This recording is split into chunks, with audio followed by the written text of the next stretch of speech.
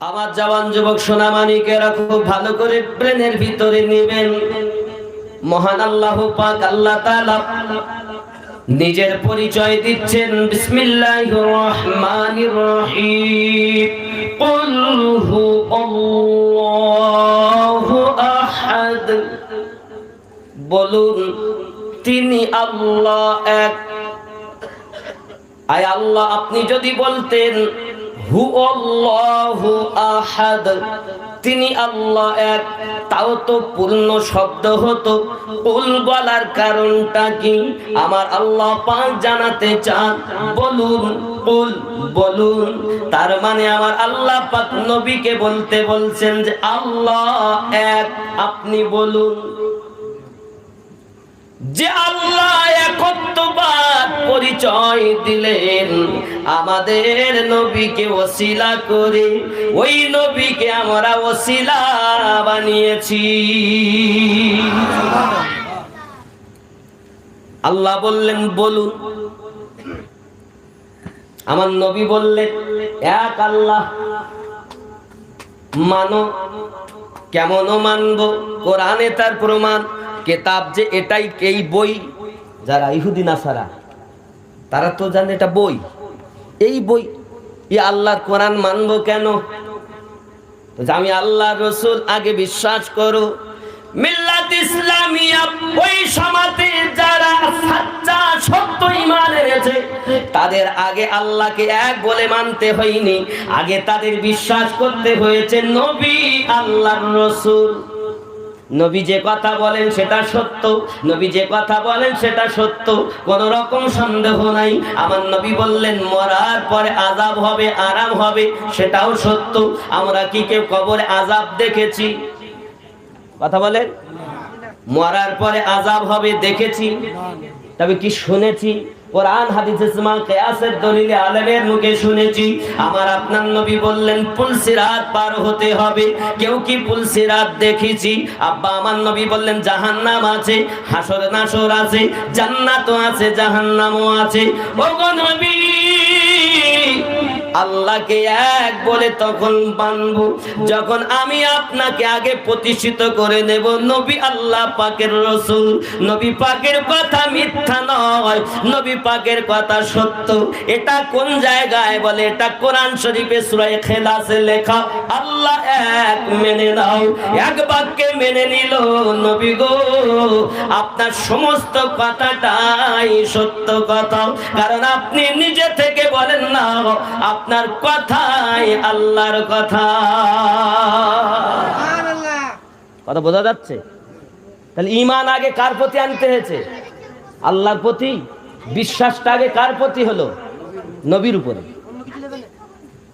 নবীর প্রতি যার বিশ্বাস আছে সে ঈমানদার, আর নবীর প্রতি যার বিশ্বাস নাই সে ঈমানদার নয়।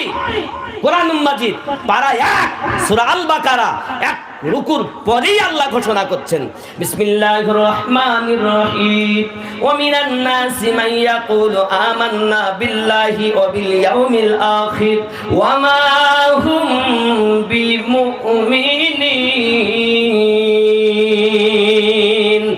এক আল্লাহ বলে মানে কিছু মানুষেরা বলবে এক আল্লাহ বলে আমরা মানি এবং আখিরাতের প্রতি বিশ্বাস করি। মিজানের প্রতি আখিরাত কি?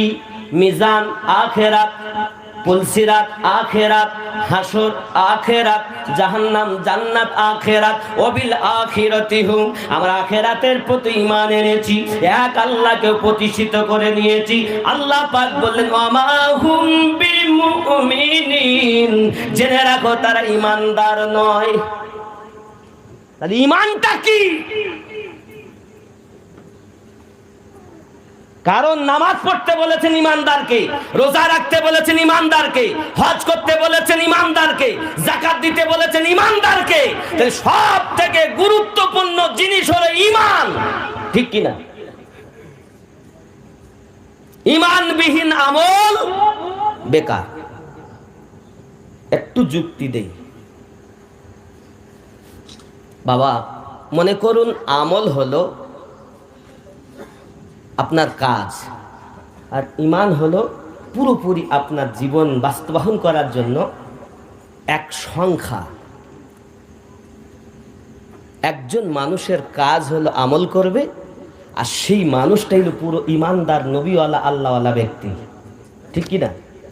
আর ইমান একটি সংখ্যা, আর যত ইবাদত হলো শূন্য। তাহলে ইমান এক, যেই ইমান আপনার মজবুত হলো যে এক আল্লাহ এবং নবী পাক আল্লাহ রসুল, যখন আপনি প্রতিষ্ঠিত করলেন অন্তরে, আপনি ইমানদার হলেন, তখন আপনার জন্য প্রথম কাজ হলো 5 ওয়াক্ত নামাজ আদায় করা। ইমানের আরও অনেক সংখ্যা আছে, মূল পয়েন্ট হলো আল্লাহ এবং আল্লাহ রসুল। ফেরেশতা আছে, মরার পর আছে, আখেরাতের প্রতি আছে, সব জায়গায় মূল পয়েন্ট এসে দাঁড়াচ্ছে। বিশেষ করে যখন প্রথম আমার নবী বলেন, তখন একমাত্র নবী আর আল্লাহ। তারপরেই তো যখন ওইখানে ইমান মজবুত হবে, তখন তো কোরআন বলে মানবে, তখনই তো ফেরেশতা বলে মানবে, তখনই তো আখেরাত বলে মানবে। তার আগে তো মানা, আগে আনতে হবে ওইখানে যে আল্লাহ যিনি তিনি এক, আর রসুল তিনি আল্লাহর হাবিব, আল্লাহ রসুল এবং বান্দা। জোরে বলুন, কথা কি বোঝা যাচ্ছে আমার? তো যখন আপনি ইমানদার হলেন, তখন আপনার জন্য 5 ওয়াক্ত নামাজ। প্রথম কাজ কি? ও আকিমুস সালাহ ওয়া আতুজ যাকাত, নামাজ কায়েম করো, যাকাত প্রদান করো। আপনি নামাজ পড়লেন 5 ওয়াক্ত, একটি শূন্য লেগে গেল, তাহলে একের পিঠে শূন্য কত হয়? 10। যাকাত দিলেন, আর একটা শূন্য, কত হলো? 100। আপনি রোজা রাখলেন, আর একটা শূন্য, কত হলো? 1000। আপনি হজ করলেন, আর একটা শূন্য লাগলো, কত হলো? 10,000। আপনি রাস্তা দিয়ে যাচ্ছেন, আপনাদের মসজিদের ইমাম সাহেব, তিনিও, আমি, 2 জন যাচ্ছি। এখন রাস্তাঘাটের তো যা চাপ, গাড়ি ভূ ভাঁ করে, কেউ 8 টিয়ার চালায়, কেউ বুলেট চালায়, কেউ বাবা 4 চাকা, বিভিন্ন বাস, আরে গুঙ্গা করে কোনো এ নেই, হই ভাই ভাই করে যাচ্ছে। আপনিও কি করলেন? এখন রাস্তা থেকে পার হচ্ছেন, এপার থেকে ওপার। পার হতে যাওয়ার পরে দেখা গেল আমি পার হতে যাচ্ছি, এদিকে ভুঁ করে এক গাড়ি এসে গেছে, বুঝতে পারিনি। ইমাম সাহেব আমার হাত ধরে টেনেছে, গাড়িটা চলে গেল, আমি বিপদ থেকে মুক্ত হলাম। ইমাম সাহেবের আমার নামলে আবার একটা শূন্য লেগে গেল, কতটা হলো? 1 লাখ। আচ্ছা আপনি বলুন, শূন্য তো অনেক আছে কিন্তু সংখ্যা নেই, তাহলে সংখ্যাবিহীন শূন্যর কোনো মূল্য আছে? তাহলে আগে দরকার ইমান, আগে দরকার কি? ইমান। ঠিক তো, ইমান আগে, ইমান নবীর প্রতি, নবীর প্রতি যদি বিশ্বাস না থাকে, যিনি এসে বললেন লা ইলাহা, নেই কোনো মাবুদ ইল্লাল্লাহ, এক আল্লাহ ছাড়া, ঠিক কি না? আব্বাসি আমার সোনা মানিকেরা, আমার নবী পাক সাল্লাল্লাহু আলাইহি ওয়াসাল্লাম সেই নবী আমার মানব আকারে দুনিয়াতে এসেছেন। প্লাস্টিকের কভার আল্লাহ পাক তাকে দিয়েছেন। ও সোনা মানিকেরা, চলুন না কেন এই প্লাস্টিকের কভারের জীবনে আল্লাহ পাক রব্বুল ইজ্জাত বলেন, আয় আমার জিবরাইল যাও, আমি আমার হাবিবকে দেখা দেব। কোরআন তার প্রমাণ করছে। বিসমিল্লাহির রহমানির রহিম। সুবহানাল্লাযী আসরা বিআবদিহি লাইলাম মিনাল মাসজিদিল হারাম। জোরে বলুন। হযরত জিবরাইল আমিন এলেন, নিয়ে গেলেন মসজিদে হারামে, গেলেন আকসাতে গেলেন। 2 রাকাত নামাজ হলো। সমস্ত নবীগণ পিছনে ইক্তেদা করে দাঁড়ালেন। 1 2 3 4 5 6 7 আসমান ভ্রমণ করলেন। সিদরাতুল মুনতাহাতে চলে গেলেন। জিবরাইল বলেন, হুজুর আমি আর আগে যাব না, এটা হলো বর্ডার এলাকা, আমি জিবরাইলের জন্য সীমাবদ্ধ এলাকা, আগে যাওয়ার অর্ডার আমার নাই। আমি যদি চুল পরিমাণ আগিয়ে যাই, আমি জিবরাইল চলে যাব। ওগো বাবাজি ভাইয়েরাও, বাশারিয়াত রূপে ছিলেন নবী, মানব আকারে ছিলেন, কিন্তু দুনিয়ার কোন মানুষের সঙ্গে নবী পাকের তুলনা করা যাবে না। কারণ আয়াতে মুতাশাবিহ প্রমাণ করতেছে, কুল ইন্নামা আনা বাশারুম মিথলুকুম ইউহা ইলাইয়া। নবী পাক সাল্লাল্লাহু আলাইহি ওয়াসাল্লাম মানুষ, কিন্তু নবী কেমন মানুষ যার তুলনা হয় না। বোঝা যাচ্ছে আমার কথা? আব্বাসি আমার খুব ভালো করে বুঝুন। এমন সময়তে হযরত জিবরাইল আলাইহিস সালাম আপনার কিনা বললেন, হুজুর আপনি যান। এখন প্রথম নাম্বার রূপে ছিলেন দুনিয়ার জমিনে, নিয়ে যাচ্ছেন 1 2 3 4 5 6 7 আসমান ভ্রমণ করে নিয়ে যাচ্ছেন। হে বাবাজি আমার ভাইয়েরা, সিদরাতুল মুনতাহাতে গেলেন নবী। নবী সমস্ত আকাশে ফেরেশতাদের সঙ্গে দেখাও। আমার আল্লাহ ক্ষমতা দিয়েছেন, আমার নবী পাকে 2 নাম্বার রূপে ক্ষমতা প্রদান করেছেন, যাকে বলা হয় মালাকি রূপ। ফেরেশতাদের ক্ষমতা, ফেরেশতাদের রূপান্তরিত ক্ষমতা আল্লাহ আমাদের নবী পাকের ভিতরে প্রদান করেছেন। 3 নাম্বার রূপ সিদরাতুল মুনতাহার পরে বলেন, হুজুর আমি আর আগে যাব না, আমি জিবরাইল, আপনি রাসূলুল্লাহ আমার মতো নয় যে আপনাকে আমি বাধা দিতে পারি, আর আমি জিবরাইল আপনার মতো নয় যে সঙ্গে যেতে পারি। কথা কি বুঝতেছেন? হুজুর আপনি আমার মতো না যে বাধা দেব, আমিও আপনার মতো না যে সঙ্গে যাব। আপনাকে তো পাওয়ার আল্লাহ দিয়েছে, আপনি যান। জোরে বলুন। আমার নবী পাক 2 রূপে ভ্রমণ করলেন, 3 নাম্বার রূপে আল্লাহ দিদার করতে গেলেন। আরো জোরে বলুন। আব্বাসি আমার বোঝা গেল আমাদের নবী পাকের রূপ হলো 3 খানা, 3টি রূপে আল্লাহ সম্মান দিয়েছেন। আব্বা আমার আরো একটু আগিয়ে চলুন না কেন, আমার আপনার নবী পাক সাল্লাল্লাহু আলাইহি সাল্লামকে আল্লাহ কত ভালোবাসেন। বোঝা গেল আল্লাহর দিদার করতে যাবেন, তিনি হলেন আল্লাহ পাকের রহমত। আরো জোরে বলুন। সমস্ত নবীদের আগে ইমাম হয়ে নামাজ পড়াবেন, তিনি হলেন রহমত। আরো জোরে। আব্বাসি আমার এই জন্য তো বলা হয়, চলুন না কেন নবী দোদা সাল্লাল্লাহু আলাইহি ওয়াসাল্লাম সম্পর্কে পবিত্র কোরআন পারা নাম্বার 4 সূরা নিসা আয়াত নাম্বার 64 আল্লাহ পাক ঘোষণা দিলেন, বিসমিল্লাহির রহমানির রহিম, ওয়ালাউ আন্নাহুম ইয যালামু আনফুসাহুম জাউকা ফাস্তাগফিরুল্লাহ ওয়াস্তাগফারা লাহুমুর রাসূল লাওয়াজাদুল্লাহা তাওয়াবার রহিমা। सुबहानअल्लाह।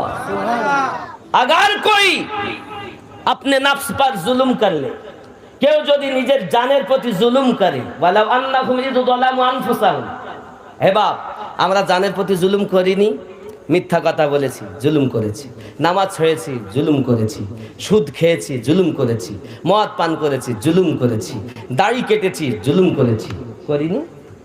এই কথা বলেন না কেন? আমরা যে এখনই একটু আগে কলেমা পড়লাম লা ইলাহা, বলেছেন কিনা? এই কোথা থেকে পড়বেন? লা ইলাহা ইল্লাল্লাহ কিভাবে পড়বেন? জান যারা আল্লাহকে ইবাদত করে আল্লাহর এবং রাসূলুল্লাহর ইশকে পাগল হয়ে যারা আল্লাহর প্রিয় হয়ে গেছে তাদের কাছে শিক্ষা নাও। এই জন্য বলা হয় মানুষের মধ্যে কি আছে? রিপু আছে, আছে না নাই? এই নাভির নিচে থেকে শুরু করে লা, ই সিনাতে ই, কপালে লা, হা আখফা, এইটাকে বলা হয় ইল্লাল্লাহ। এই কলবের এদিক থেকে ডান পাশে এসে তুমি জর্ব দাও, তুমি যে সুদ খেয়েছো, মিথ্যা বলেছো, গুনাহ করেছো, তোমার ভিতরে যে মরিচা পড়ে গেছে, এই মরিচা পড়ার কারণে যত তুমি জর্ব দেবে তোমার কলবের ময়লা ছুটে যাবে, আর এই রিপুগুলো জাগ্রত হবে। আল্লাহর ইবাদত করো, রাসূলকে মুহাব্বত করো, দয়াল নবী তোমার ভাঙা ঘরে দেখা দেবে। সুবহানাল্লাহ। কত বোঝা যায়নি? আপনি তো কিছুই জানেন না, খালি মুখে লা ইলাহা কিন্তু কিভাবে করবেন এটা ওই ব্যক্তি জানে যে নবীর দিদার লাভ করেছে। তুমি তো আল্লাহ পাওনি, তুমি তো নবী দেখোনি, ঠিক কি না? আব্বাসি আমার সোনামানি, আমরা প্রত্যেকেই জুলুম করেছি জানের প্রতি। চলুন না কেন এগিয়ে যাই। কোরআন মাজিদ আল্লাহ বলেন, কেউ যদি জানের প্রতি জুলুম করে ও যেন আপনার দরবারে চলে যায়, যাওয়ার পরে কি করবে? ফাস্তাগফিরুল্লাহ, আমি আল্লাহর কাছে ক্ষমা ভিক্ষা চাইবে। ওয়াস্তাগফারা লাহুমুর রাসূল, তাদের পক্ষ থেকে নবী আমার কাছে সুপারিশ করবেন। লাওয়াজাদুল্লাহ তাওয়াবার রহিমা, আমি আল্লাহ পাক তার তওবা কবুল করে নেব। আরো জোরে কোন সুবহানাল্লাহ। বোঝা গেল ক্ষমা দিবেন আল্লাহ, সুপারিশ করবেন রাসূলুল্লাহ, তাহলে বোঝা গেল তিনি আমাদের নবী, যার দরবারে যাওয়ার জন্য আল্লাহ ওয়াজ করে কোরআন শরীফে সূরা নিসা আয়াত 64 এর ভিতরে ঘোষণা দিয়েছে। আরো জোরে বলুন সুবহানাল্লাহ।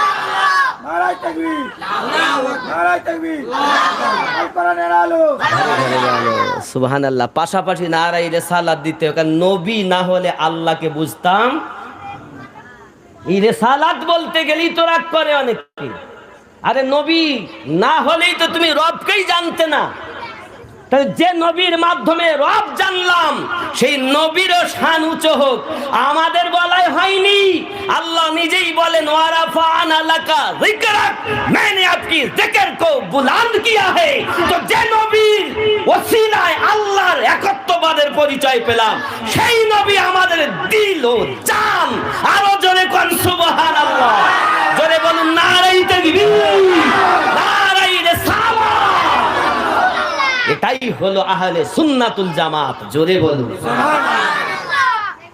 নবী বাদ দিয়ে রবকে পাবে না, নবী বাদ দিয়ে রবকে জানবে না, বুঝবে না।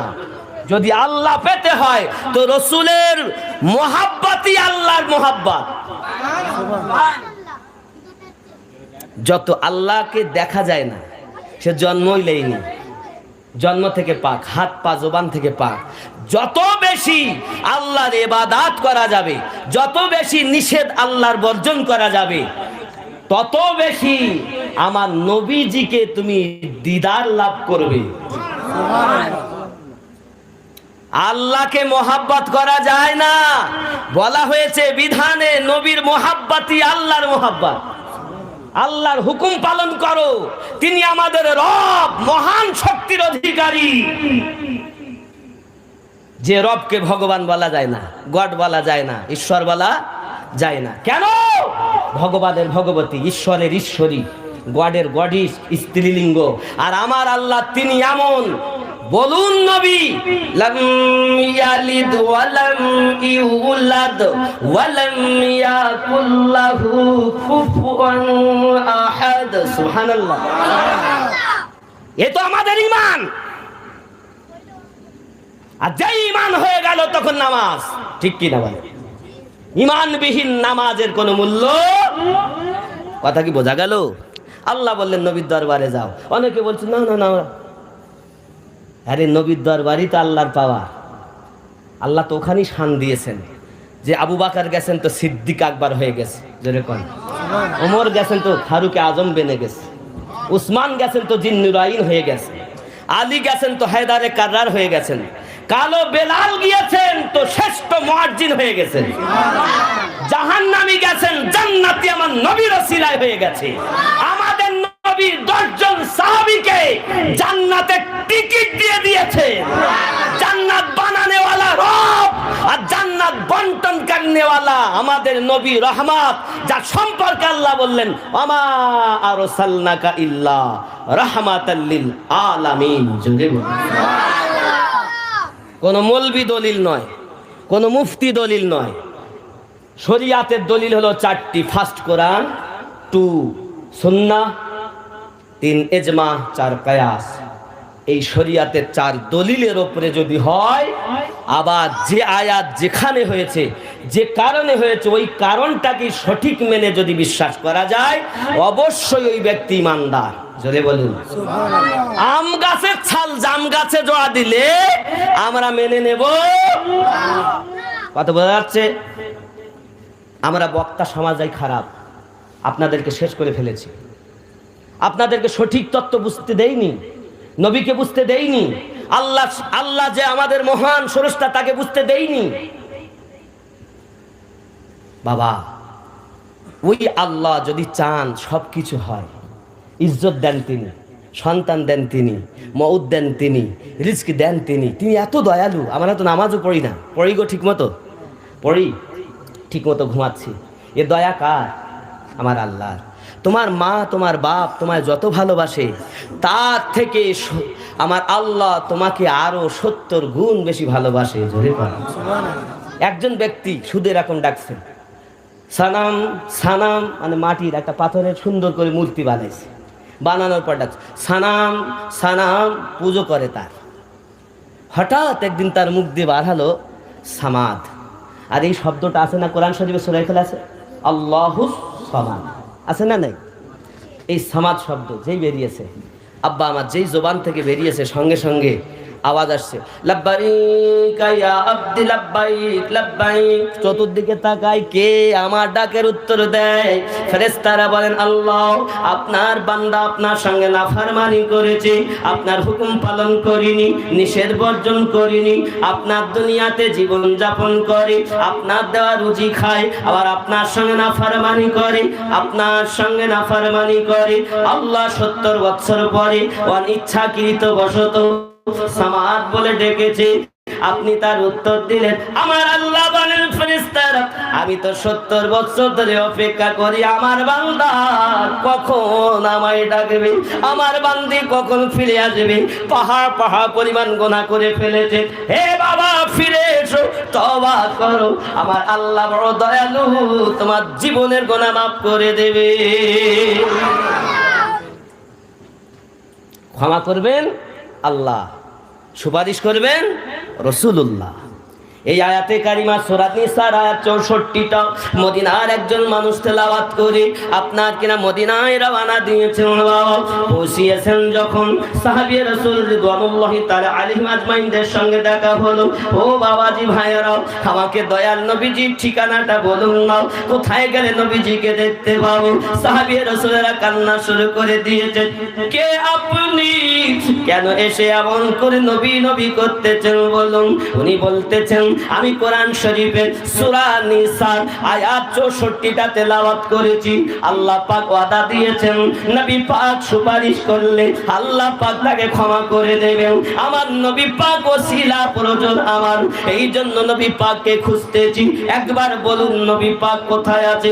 সাহাবী রাসূলরা কান্না করে, ও ভাইজান, আজ কয়েকদিন হয়ে গেছে আমাদের নবী মাজার মুকাদ্দাসায় শুয়ে পড়েছেন, আমরা এতিম হয়ে গেছি, আমরা এতিম হয়ে গেছি। আজ আপনি নবী দেখতে এসেছেন, নবী পাক ওইখানে শুয়ে আছে, যে ঘরটা আম্মা আয়েশাতুল হুমায়রা রাদিয়াল্লাহু তাআলার ঘর মোবারক, ওটাই হলো আমার নবী পাকের রওজা মোবারক, ওইখানে নবী শুয়ে আছেন। ওই ব্যক্তি আমার রাসূলের রওজার কাছে গেলেন, নবী গো, জীবনে আপনাকে দেখিনি হুজুর, কোরআন শরীফের আয়াত সূরা নিসা আয়াত 64টা তেলাওয়াত করেছি, আমি নিজেকে অপরাধী মনে করি, আপনার রওজার কাছে এসে বলি, হুজুর আমি কি ক্ষমা পাবো না, আমি কি মাফ পাবো না? আমার নবী মাজার থেকে ওই ব্যক্তির আওয়াজ শোনে কি শোনে না? জোরে বলেন, শোনে কি শোনে না? নবী কি মারা গেছে? নবী পাকের ইন্তেকাল হয়েছেও আমাদের ঈমান। নবী কি মারা যাননি? যদি নবী না মরেন তাহলে তো কোরআন মিথ্যা হবে। আর কোরআন কি মিথ্যা? কোরআন সত্য। জাযালিকাল কিতাবু লা রাইবা ফি, এটা এমন একটি কিতাব যাতে সন্দেহের কোনো অবকাশ। তাহলে আল্লাহ পাক কোরআনে বলেছেন, কুল্লু নাফসিন যায়িকাতুল মাউত, প্রত্যেক প্রাণীকে, প্রত্যেক নাফসকে মরণের স্বাদ চাখতে হবে। তো নবী পাকের মধ্যেও তো নাফস ছিল, তো নবী তো মরেছেন, নইলে তো কোরআন মিথ্যা হবে। আর ঠিক কিনা বলেন? বাবা, নবী পাকের মরণ ইন্তেকাল সত্য, কিন্তু আমার নবী পাকের ইন্তেকাল করার পরে আবার রূহটা দেহের ভিতরে ফিরিয়ে দেওয়া হয়েছে, এটাই আমাদের ঈমান। আর যে বলে নবী মরা, ও মরা নবীর কলেমা পড়ে। মরা নবীর কখনো কলেমা হয় না, কলেমা হয়তো জিন্দা নবীর হয়। নবী ছিলেন নয়, নবী প্রথমেই ছিলেন, এখনো আছেন, কিয়ামত অবধি থাকবেন। হাসরের মাঠও আপনাকে আমাকে শাফায়াত করে জান্নাতে নেবেন। ঠিক কিনা বলেন? আর আপনি যদি বলেন নবী আর নেই, তাহলে বুঝতে হবে ওর ঈমান মজবুত নয়। কারণ যিনি আল্লাহর রসুল, তিনি আল্লাহর বান্দা, তাকে ক্ষমতা দিয়েছেন আল্লাহ। কারণ আমার রসুলের রুহু মোবারক রাখার এমন কোনো জায়গা দুনিয়ার কেন আরশ মুআল্লায় কোথাও নাই। তাই আমার আল্লাহ আমার রসুলের রুহু মোবারককে পুনরায় দেহেতে ফিরিয়ে দিলেন। এই সূত্রে আমরা জানি আমাদের নবী জিন্দা না মরা। কেউ কেউ জগতের বুকে বলবে যে মরা, বলবে না। সংক্ষিপ্তভাবে বলি, ওই মাজার মুকাদ্দাসের কাছে বাবা ওই ব্যক্তি গিয়ে বলছেন, তেরে দরবার মে আনা মেরা কাম থা और मेरी बिगड़ी बनाना तेरा काम है। আপনার দরবারে আসা আমার কর্ম, আর আমার বিগড়ি বানিয়ে দেওয়া আপনার কর্ম, আমার পক্ষ থেকে সুপারিশ করা আপনার কর্ম। নবী পাক মাজার থেকে বলছেন, কদ গুফিরিল্লাহ, মিশকাতের ভিতরে এসেছে, কদ গুফিরিল্লাহ, যাও मेरे दरबार में आना तेरा काम था और तुझे बख्शवाना मेरा काम है। আমি নবী মাজার থেকে ঘোষণা দিলাম, তোমার জীবনের গুনাহ কদ গুফিরিল্লাহ, তোমার গুনাহ মাফ হয়ে গেছে। ইন্তেকালের পরও উম্মতের গুনাহ আল্লাহর কাছ থেকে মাফ দিয়ে নিতে পারেন তিনি আল্লাহ রহমত, ওয়া মা আরসালনাকা ইল্লা রাহমাতাল লিল আলামিন। কথা কি বুঝে আসছে জি বাবা? আমি এই জন্য আপনারা জানেন আমি বেশি অনেক নাত গজল মানকাবাত পড়ি আমার রাসূলের শানে, অনেকের ভালো লাগে না, তুই কোরআন হাদিস শুনি, গজল কম ওয়াজ বেশি, ঠিক কিনা বাবা? কথা বলেন, আগিয়ে চলুন। যার একটা গজল গাইব তার আর একটু কিছু বোঝা যাবে। চলুন, আমাদের নবী মরানা জিন্দা। আল্লাহ রসুলের সাহাবী আবু বকর রাদিয়াল্লাহু তাআলা আনহু বলছেন, আলী আমি যখন ইন্তেকাল করব আমাকে নিয়ে রওজার বাইরে রাখবে, যদি হুকুম হয় ভিতরে দাফন করবে, নইলে আমাকে জান্নাতুল বাকিতে দাফন করবে। তাই সাহাবী রসুল আবু বকর রাদিয়াল্লাহু তাআলা ঈমান কি, আমি আবু বকরকে নবী ডেকে নেবেন বিধায় এই হুকুম দিয়েছেন, ঠিক কি না? ইন্তেকাল করলেন, সারমর্ম কয়েকজন খাটিয়াটা ধরে রওজার বাইরে রাখলেন। আলী রাদিয়াল্লাহু তাআলা আনহু গেলেন, ইয়া আসসালাতু ওয়াসসালামু আলাইকা ইয়া রাসূলুল্লাহ, আসসালাতু ওয়াসসালামু আলাইকা ইয়া নবী আল্লাহ। নবী গো দেখুন না কাকে নিয়ে এসেছি, মাজারে আমার নবী মরে গেছে নাকি না জীবিত আছে? জীবিত হলে শোনে, মরা হলে শোনে, মরা হলে শুনবে না। হযরত আলী রাদিয়াল্লাহু তাআলা রওজার বাইরে ডাক দিলেন নবী পাককে। আমার নবী পাক মাজার থেকে বলছেন, আলী আমার আবু বকরকে আমার পাশে শুইয়ে দাও। রওজা গেট খুলে গেল বাবা, আমার রাসূলে পাক দেখে আবু বকর রাদিয়াল্লাহু তাআলা কে পাশে শুইয়ে নিয়েছেন। বোঝা গেল পৃথিবীর জমিনে আপনি যদি চোখে দেখতে চান মদিনা মুনাওয়ারায় চলে যান, দেখুন আমার নবী পাকের পাশে আবু বকর রাদিয়াল্লাহু তাআলা শুয়ে আছে। বোঝা যায় দলিলের ভিত্তিতে আমাদের নবী ইন্তেকাল করার পরও পাশে ডেকে শোয়ানোর ক্ষমতা আল্লাহ দিয়েছে, আছে না নাই? যারা মানে তারা আবু বকর, আর যারা মানে না তারা আবু জাহেল। এজন্য বলা হয়, ওরে নবীর প্রেমের পাগল যারা প্রেম খেলা খেলে, এ নবীর প্রেমের ওয়াজ কুরুনি দন্ত দেয় ফেলে। নবীর প্রেমের পাগল যারা প্রেম খেলা খেলে, পাগল ছিল আবু বকর প্রেম দরিয়ায় দিলেন সাঁতার। পাগল ছিল আবু বকর প্রেম দরিয়ায় দিলেন সাঁতার। হাসর মিজান পাড়ি দিবেন সেই প্রেমের বলে, নবীর প্রেমের পাগল যারা প্রেম খেলা খেলে, ঠিক না? আরো দেখেন, হানজালা পাগল ছিল নবীর প্রেমে জীবন দিল। হানজালা পাগল ছিল নবীর প্রেমে জীবন দিল।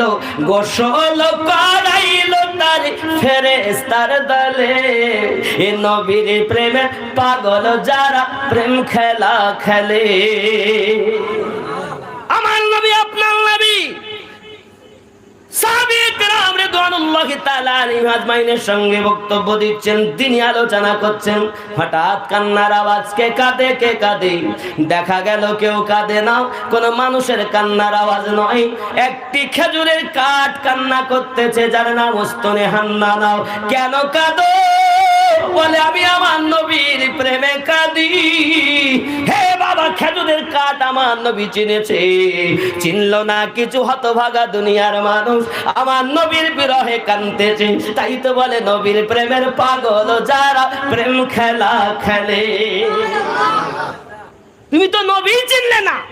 গাছ নবী চিনেছে, মাছ নবী চিনেছে, পাথর নবী চিনেছে, ঠিক কিনা বলে? আবু জাহেল হাতে করে পাথর আনছে। কি আনছে? জোরে কন্যা, পাথর। আসিয়াই কয়, আপনি যদি নবী হন কইয়া দেন আমার মুঠোর মধ্যে কি আছে গো? আমার আপনার নবী, আমার রসুলকে ক্ষমতা দিয়েছেন কে? আল্লাহ।